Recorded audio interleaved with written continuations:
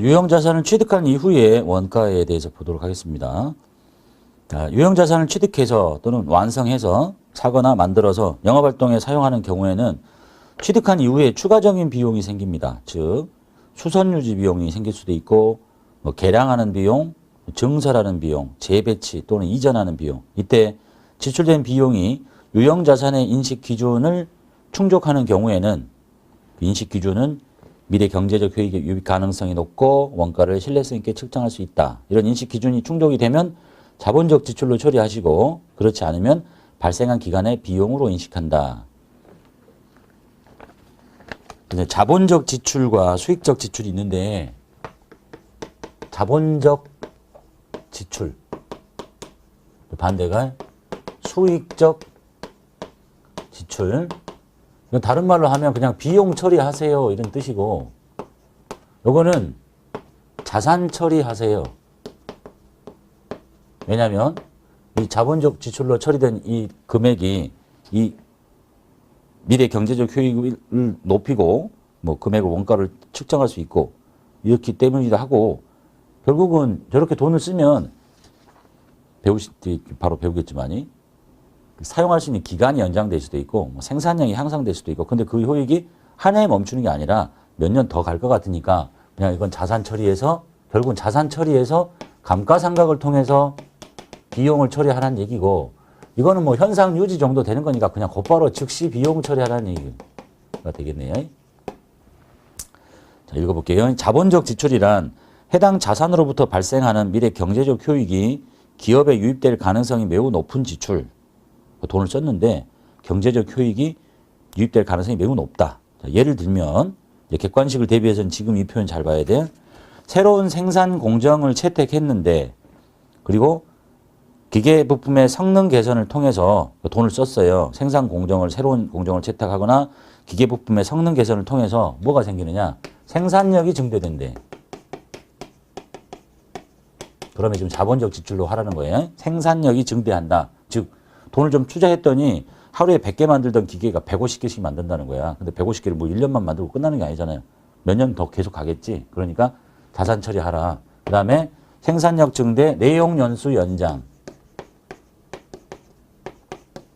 내용 연수는 저 자산을 취득한 목적대로 쓸 수 있을까라고 예상되는 기간 등을 말하는 거예요. 몇 년 쓸 것 같냐. 근데 돈을 좀 들였더니 5년 쓸 기계가 10년 쓰게 됐다. 그럼 그만큼 경제적 효익을 5년간 더 받게 되니까 자산 처리하고 나중에 감가상각을 통해서 비용 처리해라.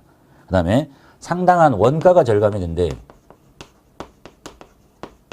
그 기계에다 돈을 좀 투자했더니 물건 하나 만드는데 뭐 100원 들었던 것이 성능이 좋아져가지고 뭐 60원밖에 안 든다거나 이렇게 원가 절감 또는 품질이 향상이 되더라.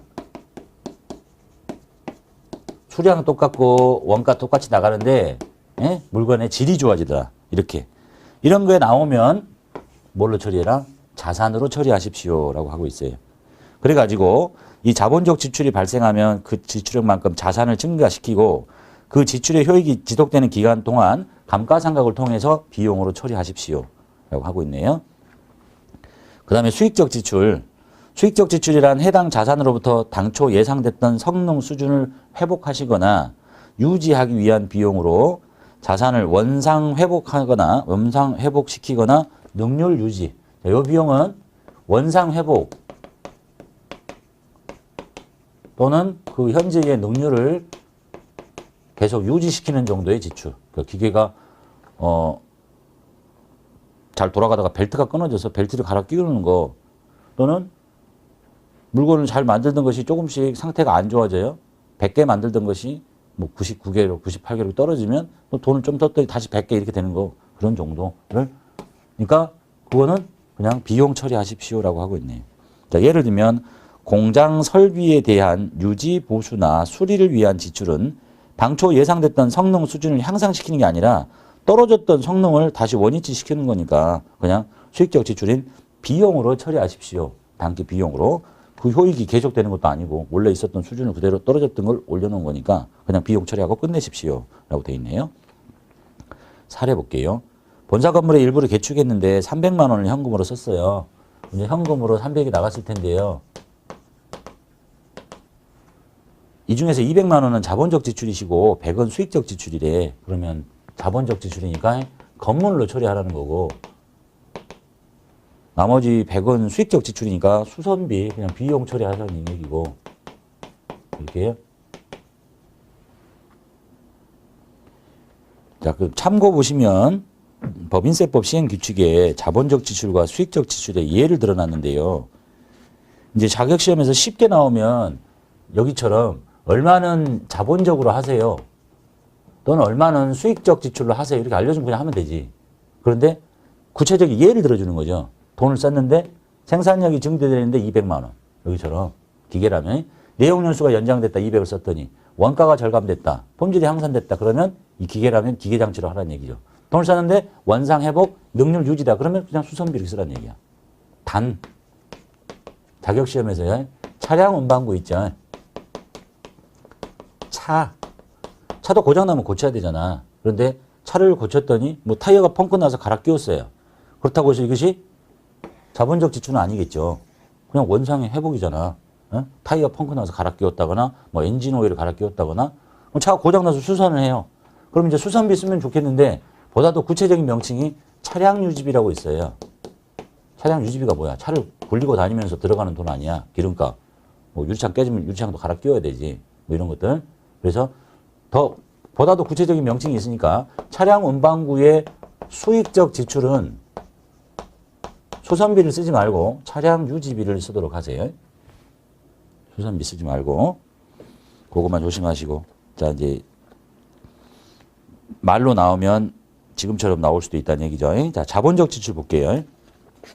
본래의 용도를 변경하기 위한 개조를 했대. 이런 거는 자본적 지출로 하세요. 그 다음에 엘리베이터 또는 냉난방 장치를 설치했대요. 엘리베이터 없는 건물에다가 엘리베이터를 달았대. 이렇게. 또는 냉난방 장치는 뭐 에어컨 하나 달았다는 게 아니겠죠. 여기 건물 전체를 관리할 수 있는 뭐 냉난방 장치를 설치했다든지, 그 다음에 빌딩에 피난시설을 설치했다든지, 재해 등으로 인해서 완전히 멸실되거나 훼손돼서 본래 용도로 이용할 가치가 없는 건축물, 기계, 설비 등을 다시 복구시켜 놨다든지, 완전히 못 쓰게 된 거를 복구시킨 거는 자본적으로 처리하시고, 약간 파손된 걸 갈아 끼우는 정도는 자본적이 아니겠죠. 기타 개량, 확장, 증설 등 위 각 호와 유사한 성질의 것들은 자본적으로 하세요 라고 돼 있고, 그 다음에 오른쪽에 보시면 수익적 지출은 건물이나 벽에 도장을 했대. 페인트 칠하는 정도. 회사 건물 오래돼서 페인트 바뀌어진 걸 이렇게 다 칠하면 뭐 이게 갑자기 20년 더 쓰고 이런 건 아니니까 그냥 현상 유지 정도. 그런데 뭐 이런 건 할 수 있죠. 이렇게 건물이 있었는데 벽돌 건물로 좀 안 좋은 건물인데 밖을 완전히 대리석으로 다 감싸버려. 어? 그럼 훨씬 더 오래 쓰겠죠. 이런 정도는 뭐 자본적이 될 수 있겠고요. 그 다음에 파손된 유리나 기와를 갈아 끼워요. 유리창 갈아 끼우는 거, 지붕에 있는 기와를 갈아 끼우는 거, 이런 것은 그냥 비용 처리하시고 수선비 이렇게. 기계에 소모된 부속품의 대체, 소모된 부품 갈아 끼우는 거, 벨트 갈아 끼우는 거 정도는 수익적 지출입니다 라고 하고 있고, 그 다음에 자동차의 타이어 교체, 타이어 대체, 그 다음에 재해를 입은 자산에 대한 외장의 복구, 도장, 페인트 칠하는 거, 그 다음에 유리 삽입. 그 바로 옆에 거는 완전히 멸실된 거고, 이거는 뭐 재해를 입어서 약간 잘못된 거를 고치는 거. 그 다음에 기타 조업 가능한 상태 유지 등 위 각 호와 유사한 성질의 것. 그래서 법인세법에서 규정하고 있는 것들 중에서 몇 가지만 좀 관심 있게 보시면 되겠죠. 보통 뭐 엘리베이터 설치, 그다음 뭐 수익적 지출로 자주 나오는 것은 뭐 페인트 칠했다, 타이어 갈아 끼웠다 이런 정도를 보시면 되겠네요.